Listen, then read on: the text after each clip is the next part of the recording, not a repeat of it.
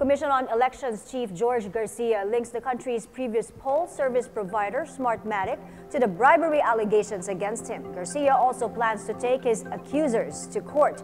We have more from Agatha Gregorio. Embattled Elections Chairman George Garcia sees a possible connection between allegations of corruption against him and the country's former poll service provider. Garcia is accused of owning 51 offshore bank accounts. At a press conference on Thursday, Garcia showed media what appears to be a trail of evidence pointing to who could be behind the allegation. Documents show that the money deposited to two of the accounts came from a firm called Jaleo Consulting LLC, owned by Juan Jose Herrera, the same Jose Herrera who is the director of Albatross Technologies Corporation. Albatross Technologies, Garcia says, has the same address as Smartmatic. Sana po masagot itong katanungan ko pong ito. Wala po akong ibinibintang.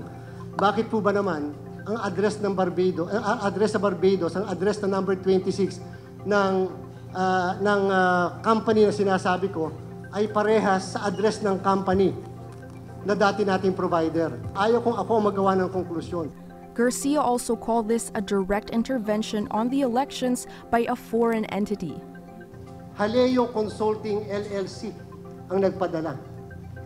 Alam niyo po, nung makita ko po yan, ako po'y kinilabutan.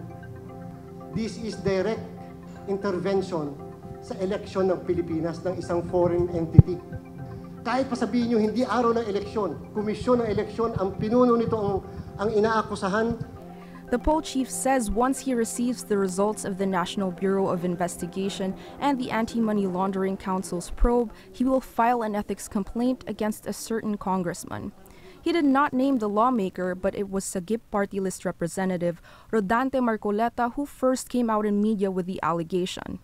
Okay, kung meron siyang ground na mag-file ng ethics complaint, kung palagay niya tama yung gagawin niya, we are in a democracy, why don't he do it? Kasalanan ba yung nakakita ko ng paraan para lamang ma-prove natin na merong account? Garcia also showed certifications from 6 local banks saying the accounts are fake. Banks from South Korea and the Cayman Islands have also said the same thing. He says he's also received information that someone is spreading documents linking him to the accounts in Congress. He now calls on leaders of both chambers to be careful. Na sana po, huwag tayong papayag na ang ating pong mga opisina at mga institusyon ay magagamit upang maghasik ng mga kasinungalingan, pag magbintang sa mga tao at manira ng puri ng iba. The poll chair also raises the matter to the president. Ako po'y nakikiusap, humihingi ng tulong sa ating kagalang-galang na Pangulo, Ferdinand R. Marcos. Ang inyong lingkod ay natalaga dito sa COMELEC. Isa lang po ang aking palagay na instruction ninyo at yan po'y ayusin ang Commission on Elections.